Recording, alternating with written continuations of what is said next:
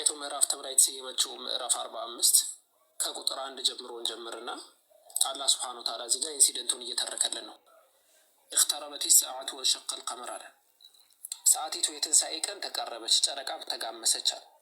የትንሣኤ ቀን ተቃረበች የሚለው ነው የተመሰለ መምጣት የትንሣኤ ቀን ለመቃረብ እንደ አንድ ምልክት ስለሆነ ነው።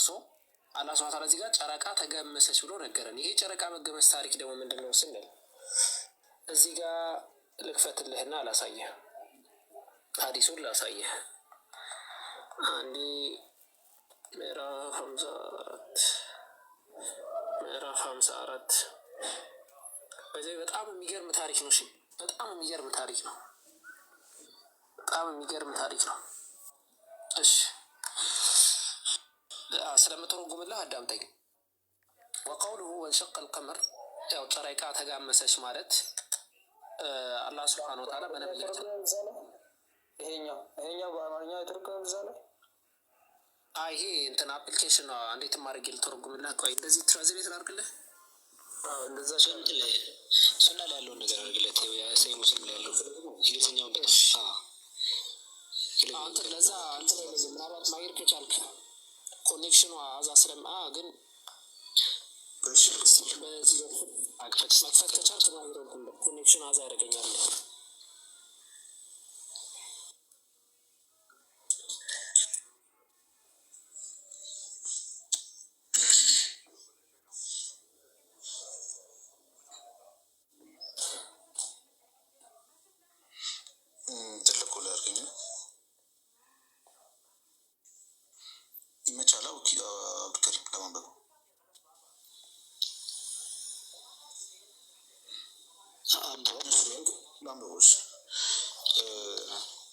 ምን ላይ መሰላችሁ? ቡኻሪ 3637 ላይ ሐዲሱ ይላል። ያው አንተ እንድታነቡ እንግሊዝኛውን ላንብብልህ።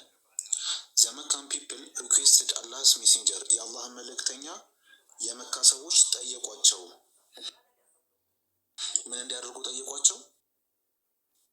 ቱ ሾው ደም ሚራክል እንዲያሳዩ፣ ታምር እንዲያሳዩ ጠየቋቸው። ኤንድ ሶ ሂ ሾውድ ደም፣ እሱ ደግሞ አሳያቸው። ምን?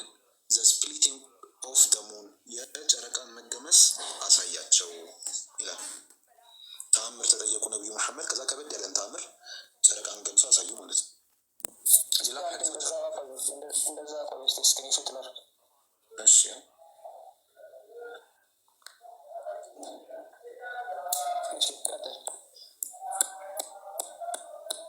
ሌሎችም ከባባድ ተአምራት አሉ። ይዘው ግን ይሄ በቂ ነው። በቃ ከበቂ በላይ ነው ራሱ። እሺ አመሰግናለሁ። እሺ ባይዘው ሙት ማንሳት ላይ ግን ሙት ማንሳት ላይ ሐዋርያት ሙት እንደሚያነሱ ታውቃለህ? ከኢየሱስ ውጪ ከኢየሱስ ውጪ ሐዋርያት እኮ ሙት ያስነሱ ነበር። ለምሳሌ ሙት አስነስተው ነበር። ጥቅሱ ላሳይ። ክፈት እስኪ። እሺ ሐዋርያት ስራ ላይ ጴጥሮስ ሙት ሲያስነሳ እናያለን። ሐዋርያት ስራ ምዕራፍ ስንት መሰለ? እሺ ምዕራፍ 9 ቁጥር 40 ልክፈትልህ። ሐዋርያት ስራ ምዕራፍ 9 ቁጥር 40 ነው።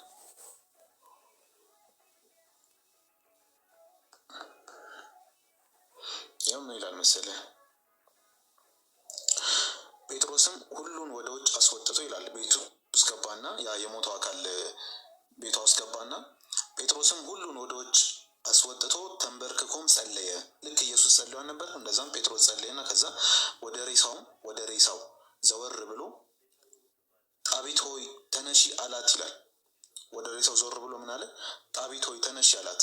ከዛ በኋላ ምን አለች? እርሷም አይኖቿን ከፈተች፣ ጴጥሮስን ባየች ጊዜ ተቀመጠች ይላል። ልክ ኢየሱስ ጸልዮ ሙት እንዳስነሳው ጴጥሮስም አስነስቶ ነበር። እሱ ብቻ ሳይሆን አጠቃላይ ሐዋርያት ሙት አስነስተው ነበር። እንዳጠቃላይ ሐዋርያት ሙት አስነስተው ነበር። እስቲ ይሄን መጽሐፉን አሳየኝ እስቲ። ይኸው ሐዋርያት ስራ ምዕራፍ 9 1954